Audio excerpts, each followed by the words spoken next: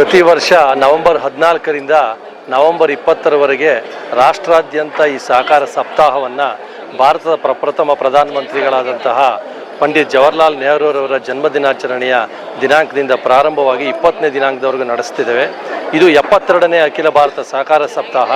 ಈ ಸಪ್ತಾಹದ ಒಂದು ಧ್ಯೇಯ ಆತ್ಮನಿರ್ಭರ ಭಾರತಕ್ಕಾಗಿ ವಾಹಕಗಳಾಗಿ ಸಹಕಾರ ಸಂಸ್ಥೆಗಳು ಅಂತ ಇದೆ. ಈ ನಿಟ್ಟಿನಲ್ಲಿ ಇವತ್ತು ಕರ್ನಾಟಕ ರಾಜ್ಯದ ಜನಪ್ರಿಯ ಮುಖ್ಯಮಂತ್ರಿಗಳಾದ ಸನ್ಮಾನ್ಯ ಸಿದ್ದರಾಮಯ್ಯ ಸಾಹೇಬರು ಈ ಕಾರ್ಯಕ್ರಮವನ್ನು ಉದ್ಘಾಟನೆಯನ್ನು ಮಾಡಿದ್ದಾರೆ. ಕರ್ನಾಟಕದ ಸಹಕಾರ ಕ್ಷೇತ್ರದಲ್ಲಿ ಅತ್ಯುತ್ತಮವಾದ ಸೇವೆಯನ್ನು ಸಲ್ಲಿಸಿರತಕ್ಕಂತಹ ಸುಮಾರು 79 ಸಹಕಾರಿ ಧುರೀಣರಿಗೆ ಸಹಕಾರ ರತ್ನ ಪ್ರಶಸ್ತಿಯನ್ನು ನೀಡಿ ಅವರನ್ನು ಗೌರವಿಸಲಾಗಿದೆ.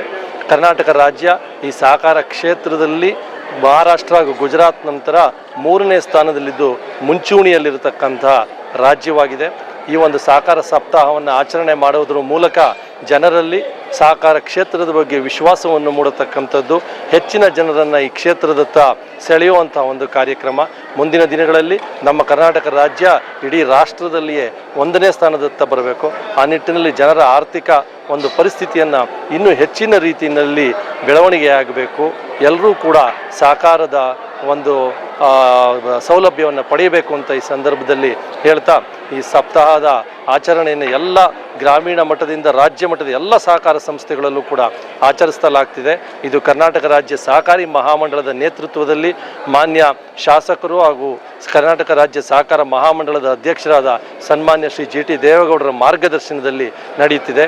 ಇಂದಿನ ಈ ಕಾರ್ಯಕ್ರಮವನ್ನು ಸನ್ಮಾನ್ಯ ಜಿ ಟಿ ದೇವೇಗೌಡರು ಹಾಗೂ ವಸತಿ ಮಹಾಮಂಡಳದ ಅಧ್ಯಕ್ಷರಾದ Shri S T Somashekar sir ಅವರು, ಕರ್ನಾಟಕ ರಾಜ್ಯ ಸಹಕಾರಿ ಕೃಷಿ ಮತ್ತು ಗ್ರಾಮೀಣ ಬ್ಯಾಂಕಿನ ಅಧ್ಯಕ್ಷರಾದ ಶ್ರೀ ಷಡಾಕ್ಷರಿರವರ ನೇತೃತ್ವದಲ್ಲಿ ಎಲ್ಲ ಸಹಕಾರ ಸಂಸ್ಥೆಗಳ ಸಹಯೋಗದೊಂದಿಗೆ ಭಾಳ ಅರ್ಥಪೂರ್ಣವಾಗಿ ಆಚರಿಸ್ತಾ ಇದ್ದೇವೆ.